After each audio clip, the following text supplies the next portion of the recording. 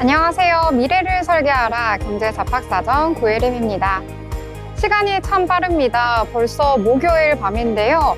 오늘도 두 분의 아나운서와 함께 경제 이야기 함께 나눠보도록 하겠습니다.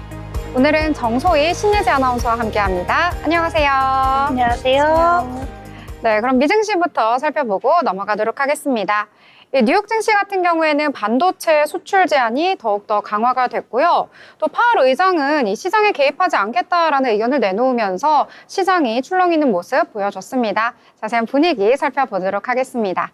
자, 소희 아나운서 전해주시죠. 네, 오늘 뉴욕 증시 3대 지수 모두 하락 흐름이었는데요. 트럼프 행정부의 대중 반도체 수출 규제 강화와 이 파월 의장의 관세 정책 우려 발언이 겹치면서 증시가 흘러내리는 모습이었습니다. 먼저 오늘 다우존스 1.74% 내리면서 39,669.39포인트로 종가 형성했고요. 결국에는 4만 선을 또 내주고 말았습니다. 오늘 반도체주들이 크게 빠지면서 나스닥은 3.07%, 조금 더 큰 폭으로 하락하면서 16,307.16포인트로 종가 형성했고요. S&P 500 역시 5,275.70포인트로 2.24% 크게 하락하는 모습이었습니다. 오늘 이렇게 주가가 하락 흐름 보인 거 역시나 이 트럼프 행정부의 엔비디아 칩 대중 수출 규제로 투자 심리가 빠르게 식은 영향이었는데요. 엔비디아의 H20 수출까지 제한하자 시장에서 잦아들던 무역 전쟁 공포가 커지면서 불안 심리를 자극한 분위기입니다. 여기에 파월 의장 발언까지 더해지면서 증시가 차갑게 가라앉았는데 글로벌 이슈 함께 보면서 더 자세한 내용 알아보도록 하겠습니다. 우선 엔비디아의 H20을 대중 수출 규제하겠다는 이야기와 함께 반도체 단이 얼어붙었습니다. 월스트리트 저널은 미중 무역 전쟁이 치열해지는 가운데 엔비디아가 최대 협상 카드가 되고 있다고 진단했고요. 관세를 둘러싸고 양국 간 인공지능 패권 대결이 치열해지고 있기 때문에 이 수출 규제 강화로 엔비디아는 5천억 달러 투자 계획을 발표를 했는데도 불구하고 오늘 주가 7% 가까이 흘러내렸습니다. 여기에 더해서 ASML이 부진한 실적을 공개했고 또 AMD도 수출 손실에 대한 우려를 표하면서 반도체 관련주들 크게 하락세를 보였습니다. 이런 상황에서 증시를 더 얼어붙게 만든 건 파월 의장의 발언이었는데요.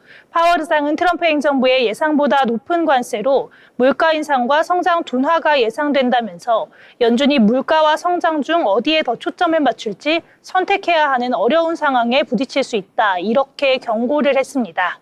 파월 의장은 어제 연설에서 이 관세는 최소한 일시적으로 인플레이션의 증가를 유발할 가능성이 크다 진단을 했는데요. 다만 기준금리 인하 같은 통화정책 조정은 당장에 고려하지는 않고 이 경제 상황을 조금 더 관망하겠다는 기존 입장은 재확인을 해줬습니다. 연준은 지난 3월 19일 기준금리를 동결했는데 시장에서는 경기 침체 우려가 커지면서 연준이 연말까지 금리를 0.25%포인트씩 서너 차례 정도 인하할 것으로 예상을 하고 있습니다. 그런 가운데 미국의 지난달 소매 판매가 전월 대비 1.4% 상승한 것으로 나타났는데요. 이 관세 전쟁에 따른 물가 상승을 피해서 사전에 최대한 물품을 구매해 놓는 이 소비자들의 러쉬 영향이 증가한 것으로 보입니다. 전년 동기 대비로는 4.8% 상승했고요. 이 보고서를 보면 자동차와 자동차 부품 매출이 5.3%나 증가하면서 지표를 전체적으로 끌어올려준 것으로 보여집니다. 앞서 제너럴 모터스와 포드 같은 이 미국의 주요 자동차 업체들은 지난달에 판매가 늘었다는 보도를 하기도 했습니다. 이렇게 관세 전쟁으로 인해서 모든 시장이 영향을 받고 있는 가운데 이 WTO가 올해 세계 상품 무역이 감소할 것으로 예측을 하향 조정했습니다. WTO는 미국의 상호 관세와 그 여파로 코로나 팬데믹 이후 가장 큰 폭의 무역 침체가 초래될 것이라고 보고 있고요. 올해 세계 상품 무역이 견고하게 증가할 것이라는 종전의 예측에서 감소로 하향 조정하는 모습입니다. 그럼 이어서 히트맵 보시면서 간밤 시장 흐름 더 자세하게 살펴보시죠. 오늘 시장 전체적으로 빨간불이 들어왔습니다. 반도체 단이 내려앉으면서 시장 분위기가 싸늘했는데요. 먼저 엔비디아 6.87%, 거의 7% 가까이 하락했고요. 브로드컴은 2.42%, 퀄컴도 2%대, AMD는 무려 7.35%나 밀리면서 시장 끌어내렸습니다. AMD와 관련한 소식은 뒤에서 더 자세하게 만나보도록 하고요. 이어서 보시면 테슬라 오늘 4.94% 하락했습니다.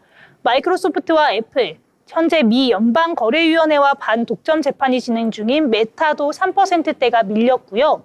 아마존과 구글도 2%대 하락 흐름 보이면서 시장이 얼어붙은 모습입니다. 그럼 주요 기업들 이슈도 함께 체크해 보시죠. 먼저 오늘 테슬라는 관세 전쟁 가운데 사이버캡 생산에 차질이 생겼다는 소식이 전해졌는데요. 로이터 통신은 관계자를 인용해 테슬라가 사이버캡과 세미트럭에 필요한 핵심 부품의 선적을 중단했다는 소식을 전했습니다. 이 부품들을 중국에서 수입해서 미국 공장으로 들여올 계획이었는데 미중 관세 전쟁이 격화되면서 이 중국 수입품에 대한 관세율을 총 145%까지 상승을 했고 그로 인해서 이 부담으로 인해 수입 계획을 일시 중단한 것으로 밝혀졌고요. 그러면서 오늘 테슬라 주가 5% 가까이 하락했습니다. 이어서 보시면 구글은 영국에서 집단 소송에 휘말렸다라는 소식이 전해졌는데요. 영국의 독점금지법 학자인 오브룩은 구글이 온라인 검색 시장에서 사실상 독점적 지위를 남용해 2011년 이후 구글의 광고 서비스를 이용한 영국 기업들이 피해를 봤다면서 대표로 소송을 제기했습니다. 소송 대리인단은 손해배상액이 총 50억 파운드, 한화로 약 9조 원에 이를 것으로 추정하고 있는데요. 구글 대변인은 이 내용이 근거 없는 기회주의적인 주장이라면서 소비자와 광고주가 구글을 사용하는 건 도움이 되기 때문이지 대안이 없기 때문이 아니다라고 반박하고 있습니다.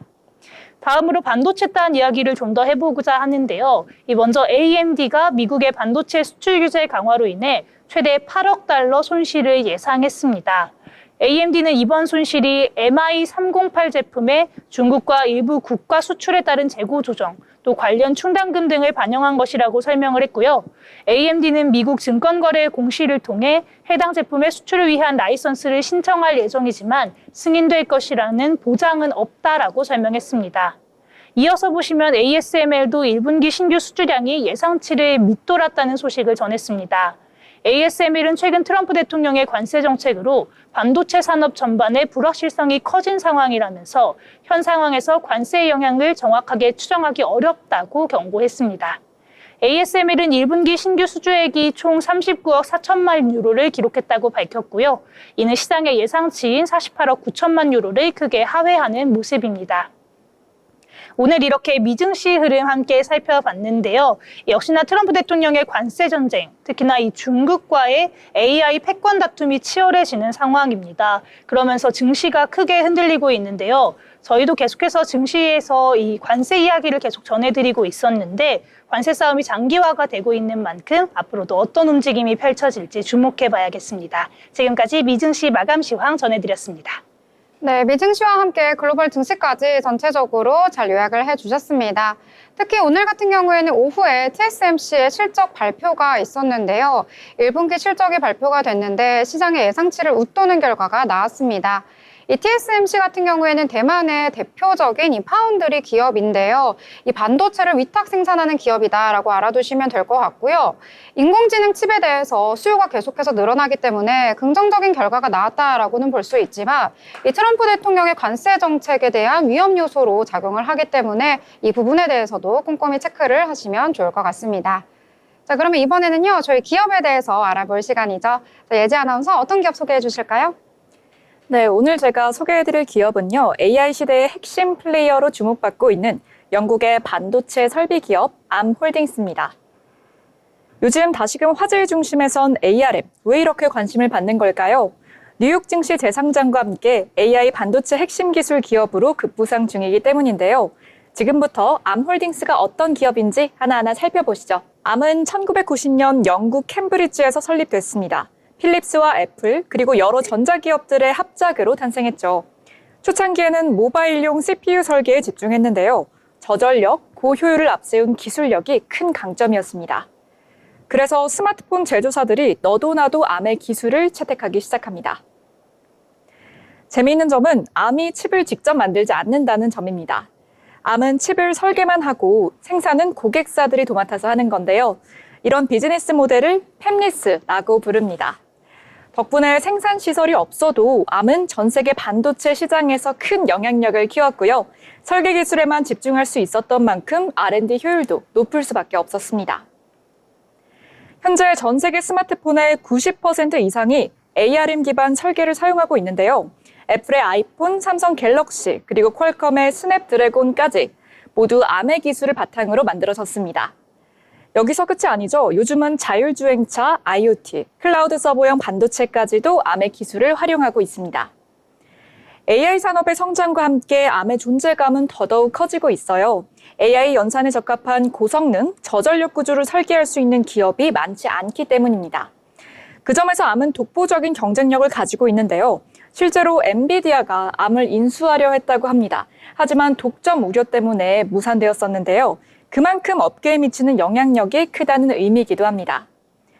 최근에는 ARMv9이라는 차세대 설계를 공개하면서요. 보안성과 성능을 대폭 강화했습니다. 이는 AI 자동차, 스마트 팩토리 등 미래 산업에 적합한 플랫폼으로 나아가고 있습니다.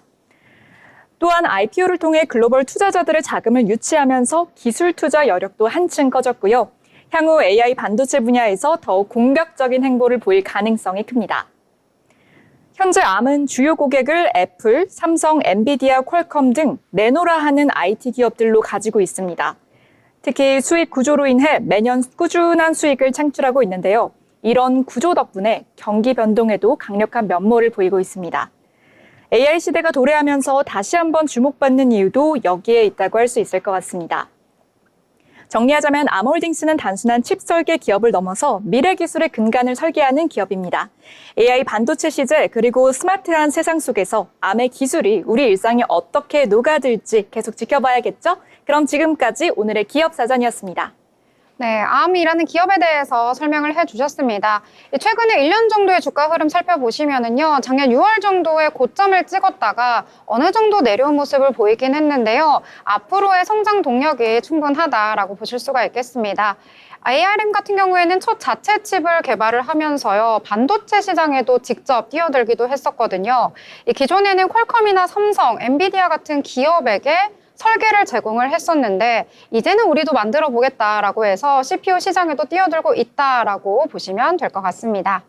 자, 그러면 이번에는요, 신문 살펴볼 시간이죠. 이 신문 안에서도 경제면 알기 쉽게 요약을 해드릴 텐데요. 자, 소희 아나운서 어떤 내용 가져오셨나요? 네, 오늘 제가 첫 번째로 가져온 뉴스는 백악관 대중관세 245% 중국 국제적 농담 일축이라는 제목의 기사입니다. 먼저 미국 백악관이 대중국 관세율을 최대 245%라고 표기한 자료를 홈페이지에 올리면서 논란이 일었습니다. 중국은 이를 국제적인 농담이라고 일축했는데요. 백악관은 15일 트럼프 대통령의 해방의 날 선언 이후 중국을 제외한 대부분의 국가와는 고율 관세를 유예하겠다고 밝히면서 중국은 보복 조치를 취했기 때문에 이제 최대 245%의 관세에 직면하게 됐다고 전했습니다. 그동안 총 관세율을 145%라고 밝혀왔지만 이번에는 기존 관세와 새로 부과한 상호 관세를 합산한 수치로 보이는데요. 예를 들어 중국산 주사기에 이미 100%의 관세가 부과가 되고 있었고 여기에 트럼프 행정부가 부과한 145%의 관세가 더해져서 총 245%의 관세를 부과했다는 분석이 나옵니다. 하지만 관세율은 품목별로 천차만별인데요. 아동도서 같은 경우에는 관세가 0%고요. 이 노트북은 20%, 장난감은 총 145% 수준의 관세가 적용이 됩니다. 이렇게 중국은 미국의 이런 관세 폭탄에 대해 실질적인 의미가 없다면서 조롱 섞인 반응을 보이고 있고요. 국무원은 이제 경제적인 효과보다는 세계 경제사에서 웃음거리로 남을 일이라며 미국이 관세 숫자 놀이를 계속해도 무시하겠다고 밝혔습니다. 양국 간의 관세 전쟁 여전히 긴장 상태를 유지하고 있는 상황입니다. 다음으로 보시면요. 이 다급한 트럼프, 일본 관세 협상에 직접 참여. 트럼프 대통령이 일본과의 고위급 무역 협상에 직접 참여하겠다고 밝혔습니다. 관세와 방위비, 무역 불균형 등을 직접 챙기겠다는 건데요.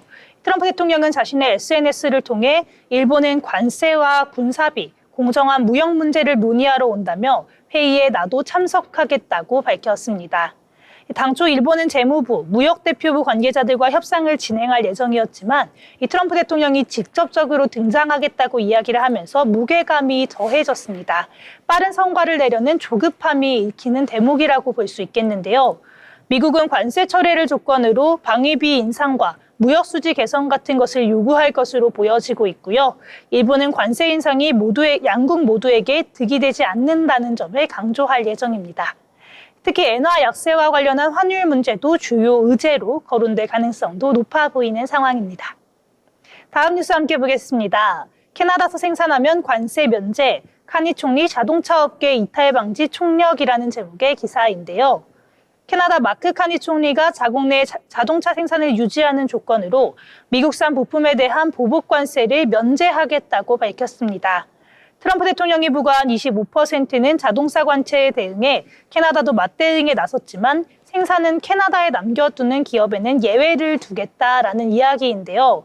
실제로 제너럴모터스와 스텔란티스, 포드 같은 경우에는 이미 캐나다 공장의 일부 가동을 중단하거나 축소를 검토하고 있는 상황이고 혼다도 미국으로 이전할 가능성을 시사한 바가 있습니다. 하지만 이번 발표 이후 혼다는 캐나다 공장은 최대 가동률을 유지할 것이고 생산 이전 계획은 없다라고 밝혔고요. 멕시코의 이전 계획도 없다고 선을 그었습니다.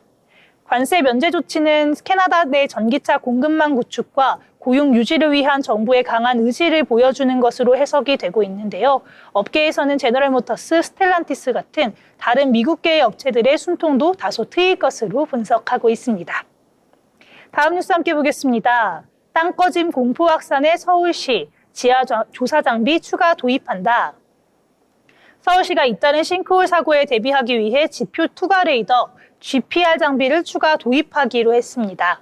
올해 들어 서울 시내에서만 5건의 싱크홀이 발생했고 장마철 집안 침하 가능성까지 더해지자 선제 대응에 나서고 있는 건데요.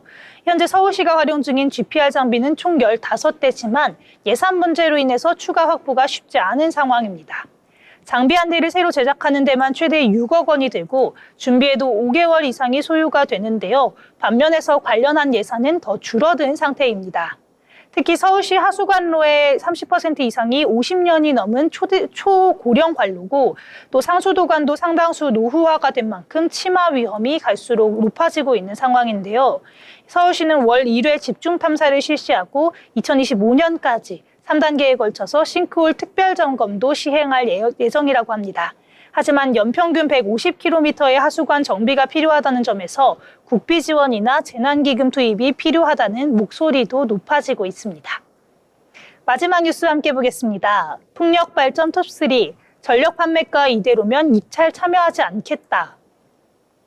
국내 육상풍력 발전 상위 3개 기업이 정부의 입찰 상한가가 현실을 반영하지 못한다고 반발하면서 다음 달 경쟁 입찰에 불참할 가능성을 내비쳤습니다.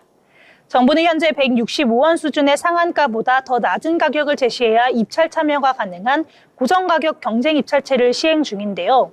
하지만 풍력업계는 시공비와 인건비가 급등한 상황에서 이 가격으로는 도저히 수익이 나지 않는다고 하소연을 하고 있습니다. 실제로 지난 3년간 건설 인건비는 23%, 공사비는 20% 넘게 올랐는데 상한가는 오히려 하락하고 있는 모습인데요. 문제는 이런 비현실적인 가격 기준이 육상풍력 보급을 위축시킬 수도 있다는 겁니다. 현재 해상풍력은 아직 상용화가 되지 않았고 지난해 육상풍력 보급률도 공고 대비 66%에 그쳤습니다. 정부는 2030년까지 풍력 발전 용량을 18.3기가와트로 늘리겠다는 계획이지만 이 추세라면 신재생 에너지 목표 달성에도 차질이 불가피할 것으로 보여지고 있습니다. 업계에선 상한가 현실화 없이는 사업성이 떨어져 자금 조달조차 어려워질 수 있다며 대책 마련을 촉구하고 있는 상황입니다. 오늘 신문 브리핑은 여기까지입니다. 네, 여러 가지 경제 소식들 알기 쉽게 정리를 해주셨습니다. 특히 여러 가지 내용 중에서요, 어젯밤부터 계속해서 속보로 쏟아지긴 했었는데요. 이 미국과 일본이 만난다라는 소식입니다. 이 관세와 관련해서 협상 테이블에 앉을 수 있다라고 말했던 것이 바로 트럼프 대통령인데요. 이 처음으로 일본이 그 협상에 나선다라고 볼 수가 있습니다. 이제 한국과 미국도 어느 시점이 되면은 협상을 할 것으로 보이는데 이것에 대한 가늠이 될 것이 바로 일본이기 때문에 일본과 어떠한 내용의 결과가 도출이 됐는지 많은 분들이 주목을 하셨는데요. 이 결과는 꽤나 긍정적이다라고 평가를 해볼 수가 있겠고요. 두 번째 협상은 이번 달 말에 있을 거라고 하니까요. 그 부분까지 소식 나오는 대로 전해드리도록 하겠습니다. 더불어 본 방송에서 제공하는 정보는 투자 판단을 위한 조언일 뿐 해당 종목의 가치, 상승과 하락에 대해서는 보장하지 않습니다.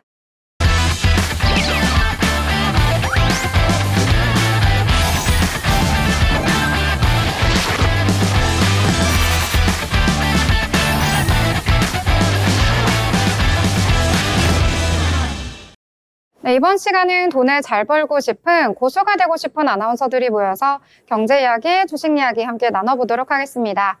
자, 먼저 국내장 분위기 체크하고 넘어가려고 하는데요. 자, 일단 미증시 같은 경우에는 3대 지수 모두 하락을 하면서 마감이 됐는데 아시아 증시로는 그 분위기가 전이되지는 않은 것 같습니다.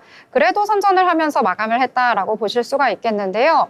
여러 가지 내용들이 있겠지만 일단 한은에서 기준금리를 동결했다라는 소식도 있었고요.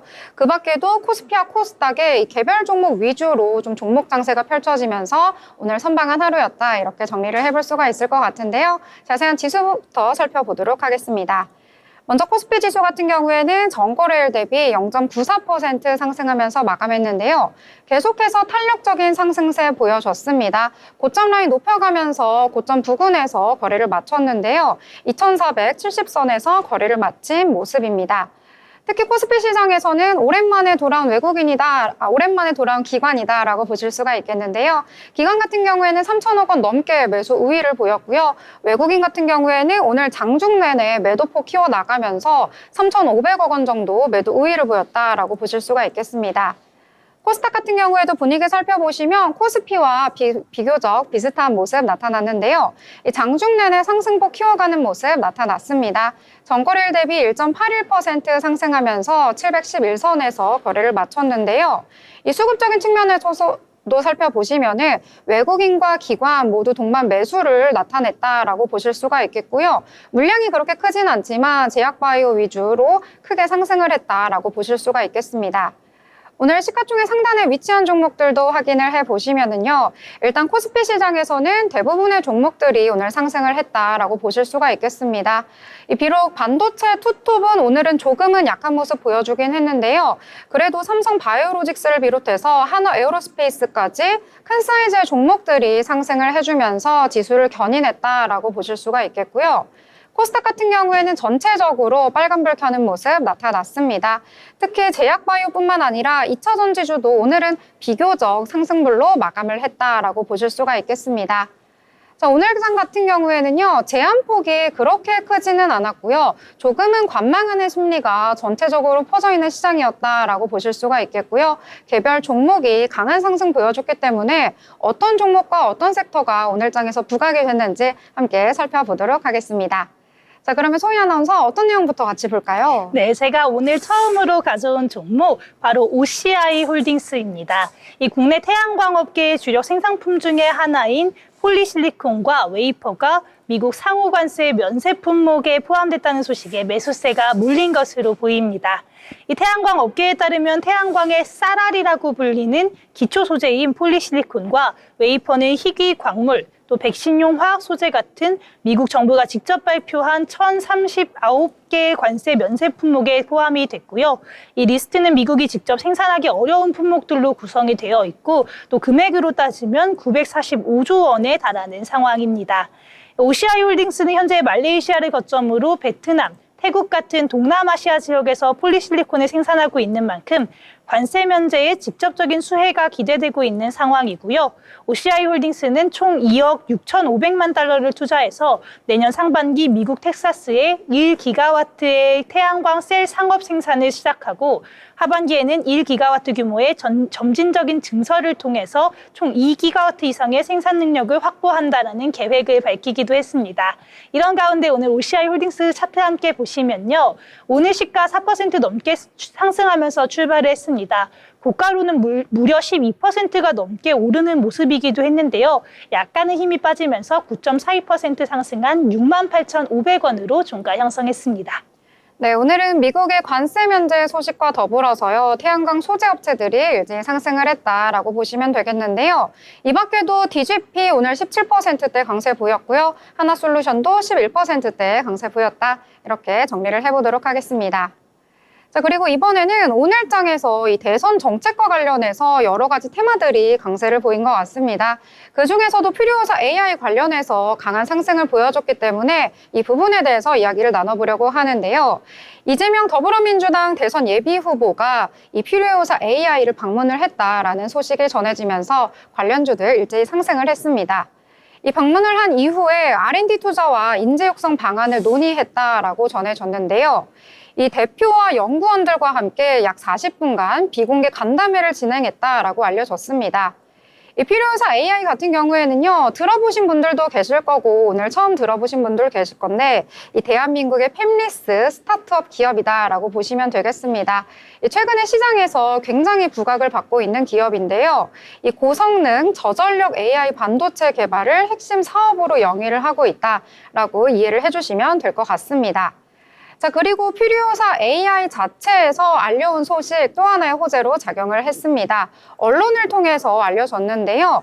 이번에는 자사의 2세대 AI 추론 가속기 레니게이드를 이 마이크로소프트의 애저 마켓플레이스에 공식 출시를 했다라는 소식이 전해지면서 오늘 겹호재가 나타난 것으로 풀이가 되고 있습니다. 자, 이로써 애저 유저들은 레니게이드를 활용해서 이 고성능 AI 인프라를 활용해 손쉽게 활용을 할 수 있다라는 것으로 전망이 되고 있고요. 이와 관련해서 퓨리오사 AI 관계자는 이 레니게이드 애저 통합은 누구나 접근 가능한 효율적인 AI 추론 인프라를 제공한다는 점에서 이 당사의 비전을 실현하는 가장 중요한 이정표다라는 언급을 했다라고 합니다. 자, 이에 따라서 오늘 신고가가 속출하는 종목들 굉장히 많았는데요. 일단은 4x4 같은 경우에는 오늘 상한가로 거래를 마쳤습니다. 6거래일 연속 상승에다가 52주 신고가를 기록했다라고 보실 수가 있겠고요. 엑스페릭스도 오늘 상한가를 기록했습니다. TS 인베스트먼트는 26%대 강한 상승 보여주면서 오늘 또 52주 신고가를 경신했고요. 토마토 시스템 같은 경우에는 11% 상승을 하면서 관련된 종목들 일제히 강한 상승 보여줬다라고 보실 수가 있겠습니다. 자, 이렇게 조기 대선 국면으로 접어들면서 정책과 관련해서 아니면 대선 후보와 관련된 그런 여러 가지 내용들이 장에서 부각을 받고 있는 것 같은데요. 또 다른 테마, 오늘 장에서 굉장한 부각을 받았다고 합니다. 자, 어떤 테마인가요? 네, 방금 이재명 관련 얘기를 해주셨는데 이 이재명 대표가 오늘 방문 계획을 한 군데 더 얘기를 했습니다. 바로 대구 웹툰 도서관을 방문한다라는 소식을 전하면서 이 웹툰 관련주들이 상승을 했었는데요. 그중에서도 키다리 스튜디오 같은 경우에는 이 방문 소식과 함께 다른 호재가 있어서 함께 가져와 봤습니다.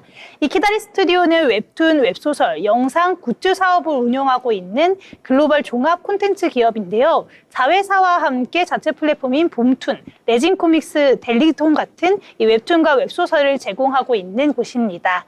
또한 온라인 굿즈 플랫폼인 제이미샵을 통해서 다양한 콘텐츠 기반 상품도 유통 중인데요.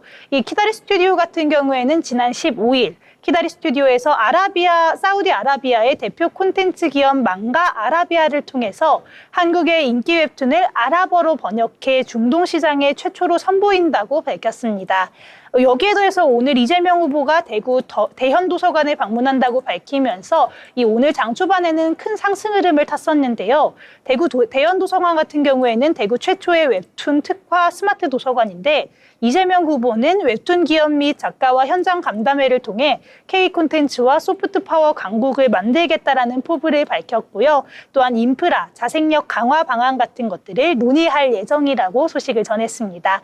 그러면서 오늘 웹툰 관련주들 상승세를 보였는데요. 핑거스토리는 20.63% 올랐고 Y11 10.41% 올랐는데 키다리 스튜디오 같은 경우에는 지난 15일부터 굉장히 상승 흐름 좋게 올라왔었습니다. 오늘도 이렇게 크게 상승 흐름을 받았었는데 종가는 0.37% 상승하면서 4,025원으로 마쳤습니다.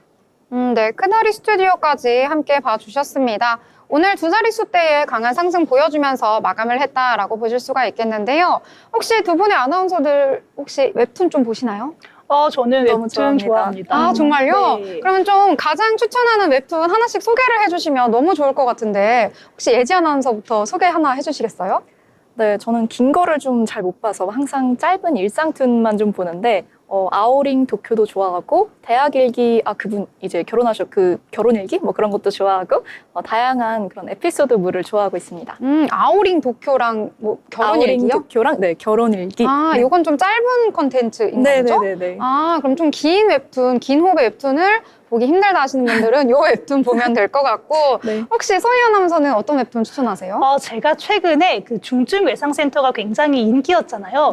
제가 사실 이 웹소설과 웹툰을 둘 다 안 봤었는데 중증외상센터를 보고 나서 이 웹툰이랑 웹소설에 빠져서 다 보고 있습니다, 지금. 아, 이거 원래 그 웹툰 기반의 네, 그 맞습니다. 작품이었나요? 네네. 아, 그랬군요. 그래서 전- 아주 열심히 보고 있습니다. 아, 정말요? 저 중증외상센터 이것도 좀 땡기고요. 결혼일기? 네. 이것도 좀 땡기는데요. 한번 보도록 하겠습니다. 왜냐면 저는요, 이 스마트폰이 처음 출시될 때 잠깐 그 치즈 인 더 트랩이라고 굉장히 고전적인 웹툰을 봤었는데 그 이후로는 본 적이 없어가지고요. 이번 기회에 여러분들이 추천해주신 웹툰 한번 보도록 하겠습니다. 자, 이렇게 웹툰주에 대해서도 함께 이야기 나눠봤고요. 자, 이번에는 또 다른 이야기, 방산 이야기 해보려고 합니다. 또 이재명 경선 후보와 관련해서 또 이슈가 있었기 때문에 오늘 장에서 부각을 받은 것으로 풀이가 되고 있는데요. 이 언론에서 전해진 소식에 따르면은요, 이재명 더불어민주당 대선 경선 후보가 K방산 정책 공약을 제시를 했다라고 전해졌습니다. 자, 우리나라를 세계 4대 방위산업 강국으로 만들겠다라는 목표를 언급을 한 건데요. 이 페이스북에도 글을 남겼습니다.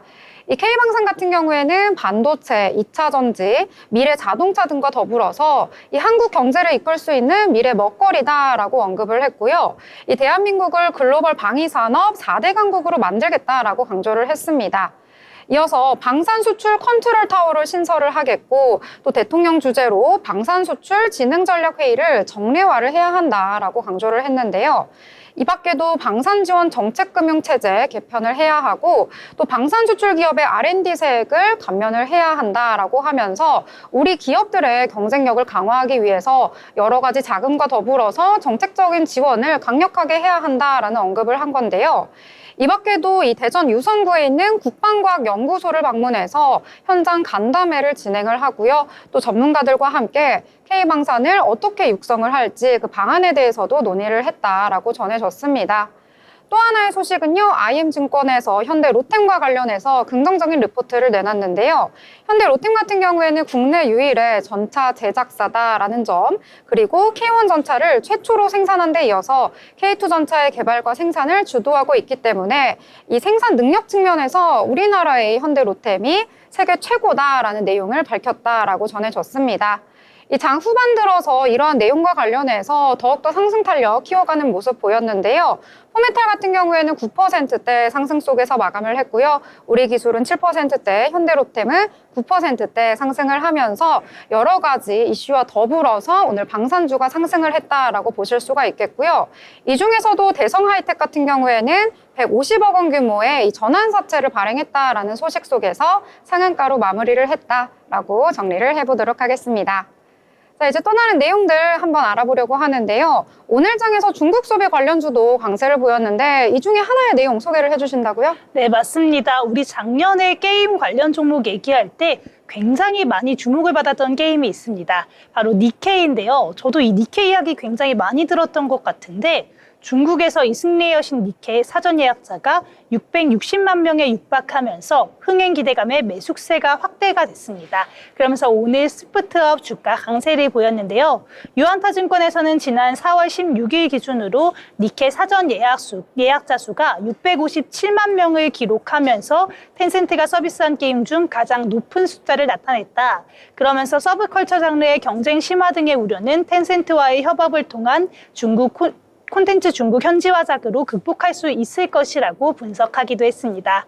이어서 5월 중국에서 니케, 6월 스텔라 블레이드의 스팀 출시가 기대 이상으로 흥행을 하게 될 경우 하반기 신작 모멘텀 공백을 실적 모멘텀으로 대체할 수 있을 것이라고 보고 있고요. 이런 흥행 실적과 기대감에 오늘 시프트업 주가 강세였습니다. 차트 함께 보시면요. 오늘 시가는 낮게 시작을 했었습니다. 0.31% 전장 대비 소폭 하락하면서 시작을 했는데 주가가 상승 탄력을 받아주면서 8% 넘게 상승하기도 했습니다. 종가로는 7.22% 상승하면서 52,700원으로 장 마치는 모습입니다.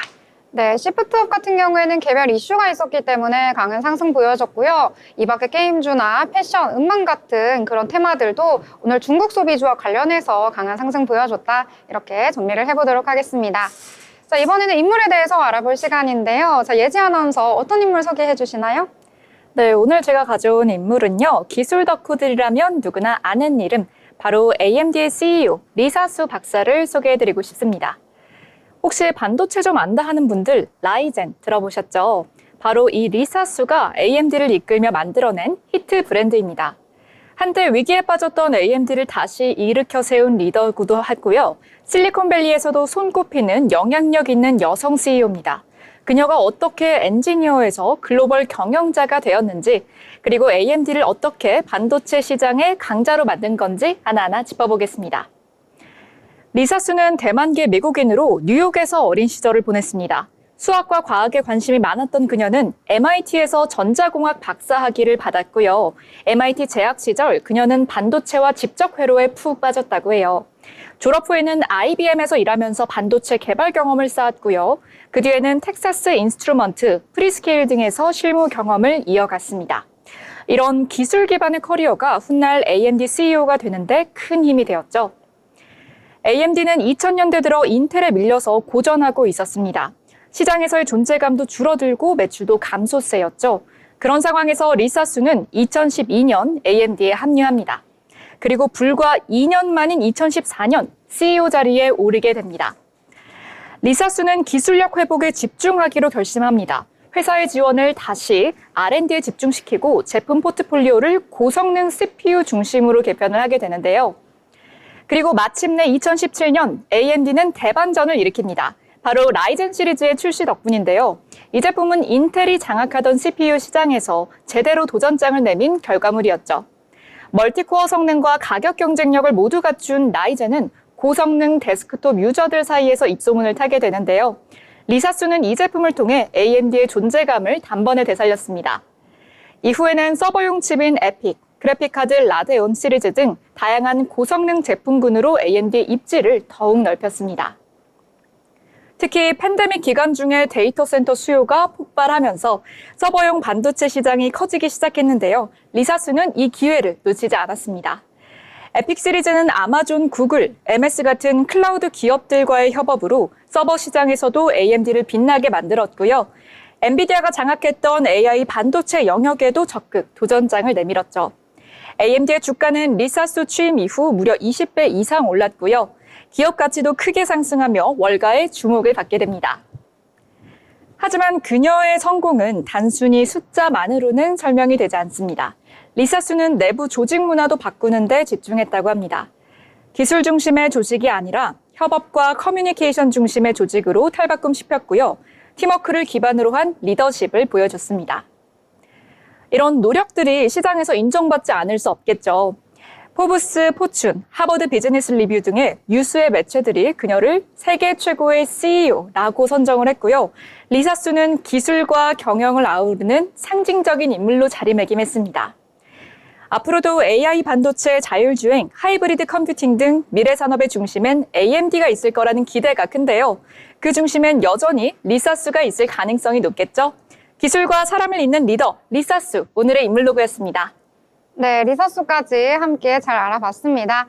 자, 그러면 이번에는 리포트 한번 알아볼 시간인데요. 오늘은 또 어떤 내용을 준비해 주셨을까요? 네, 오늘 가져온 투자 리포트는요. 바로 교보증권의 에스테틱 25년도 1분기 프리뷰 버릴 종목 없는 섹터 플레이 구간입니다.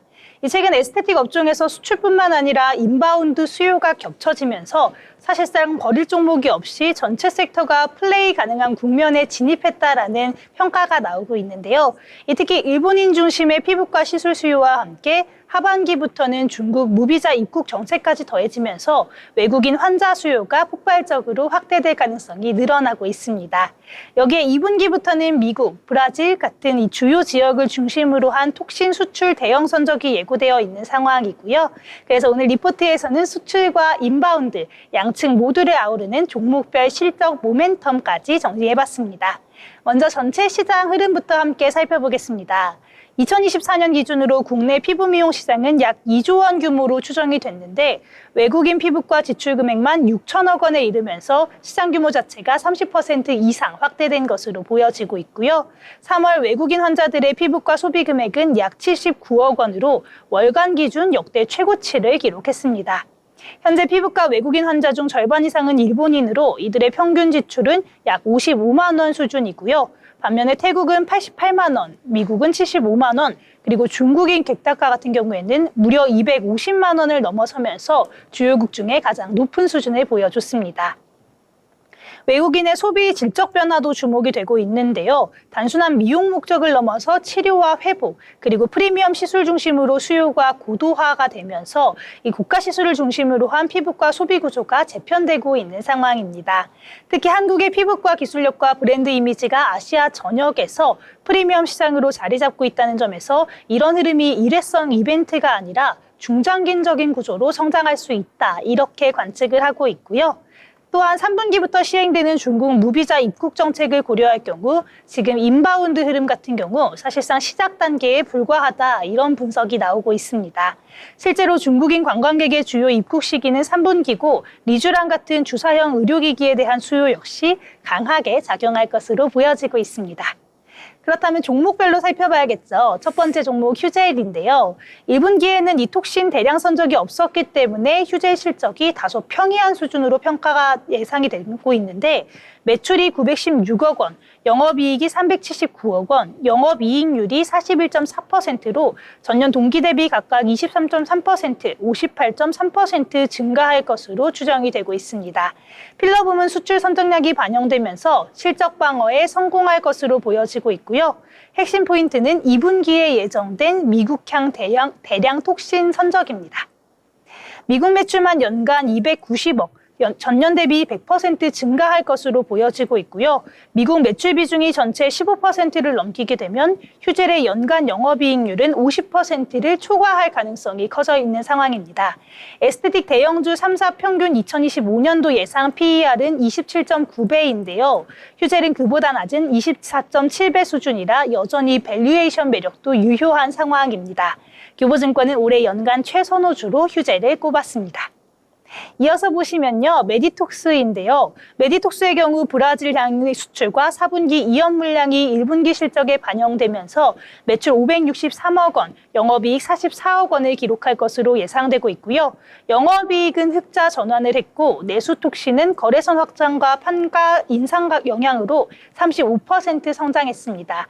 수출톡신도 12% 늘어난 152억 원으로 추정되고 있는 상황이고요.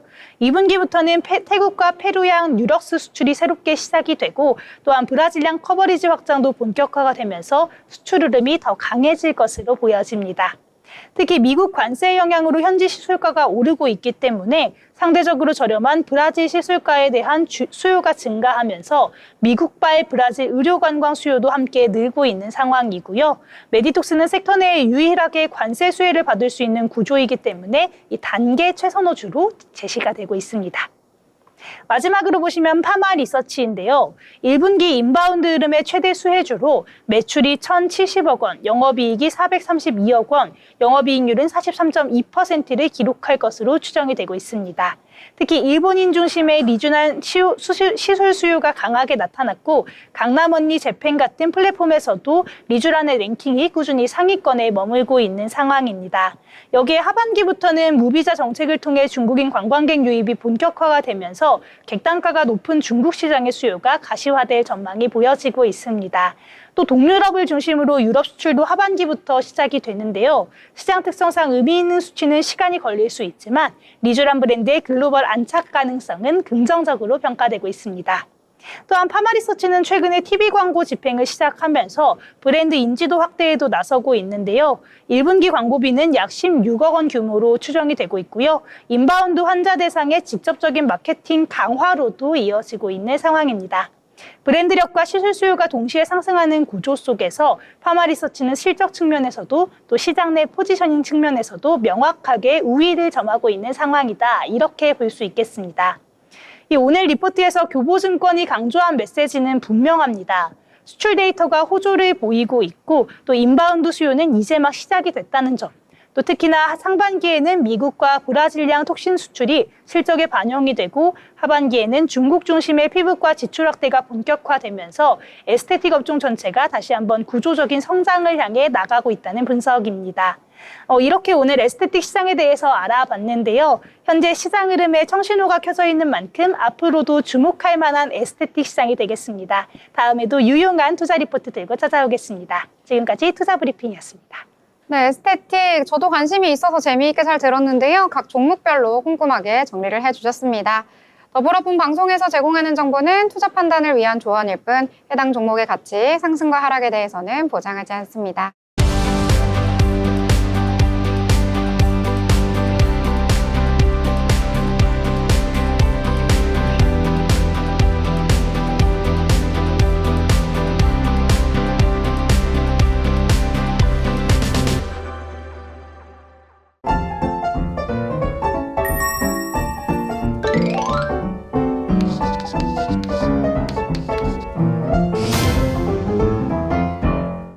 네, 오늘 장에 대해서 여러 가지 이야기들 함께 나눠봤습니다. 오늘 장 같은 경우에는 그래도 상승을 했기 때문에 할 이야기가 좀 많았었던 것 같은데요. 이번에는 간단하게 요약을 좀 해보도록 하겠습니다. 자, 예지 아나운서, 오늘 장 여러 가지 이야기 우리 나눴는데요. 어떻게 좀 정리를 해보면 좋을까요? 네, 오늘장 한 줄 평은 엇박자 이렇게 말을 하고 싶은데요. 한국 증시는 상승했고 미증은 내려갔다. 이유를 좀 보니까 한국은 기관 매수와 정책 기대감을 좀 상승을 했고 미국 같은 경우에는 기술주 중심으로 좀 하락을 했는데 제가 오늘 AMD랑 이제 리사수처럼 기술 관련된 거를 지금 인물 브리핑과 기업 브리핑으로 찾아왔는데 미국 기술주 중심이 하락하니까는 조금 되게 아쉬운 마음이 드는 것 같아요. 그래서 한마디로 정리하면 엇박자 증시라고 할 수 있을 것 같습니다. 네, 엇박자 증시. 오랜만에 미국이 좀 잘 못 나가고 있는데 우리가 잘 나가고 있나? 이런 생각이 좀 들었는데요. 자, 그러면 이번에는요, 소희 아나운서 어떻게 정리를 해볼까요? 네, 저는 미리 보는 관세 협상 기대감이라고 이야기를 해보고 싶습니다. 아무래도 현재 미국과 일본의 관세 협상이 예정이 되어 있었고 또 오늘 했던 만큼 이거에 미리 보는 관세 협상 기대감으로 우리 증시도 조금은 상승하는 흐름이 아니었나 싶은데요. 미국과 일본의 증시 그 관세 협상이 굉장히 좋게 마무리가 됐기 때문에 우리 증시에도 우리도 조금은 기대해 볼 수 있는 상황이 아닌가 싶습니다. 네, 긍정적인 전망도 함께 내주셨습니다. 저는 요즘에 미증시고 국내 증시고 다 내리다 보니까요. 어디에 투자를 해야 할지 잘 모르겠더라고요. 그래서 금 가격 계속 오르니까 금을 사야 되나 이런 생각을 했는데요. 오늘 또 국내 증시가 상승을 하다 보니까 포기하면 안 되겠다 이런 생각도 함께 들었습니다. 자, 그래서 오늘 장 포기하지 마 이렇게 정리를 해보도록 하겠습니다. 자, 목요일 방송 여기서 마무리 짓도록 하겠습니다. 저희는 금요일 방송으로 다시 찾아뵙도록 하겠습니다. 시청해주신 여러분 고맙습니다.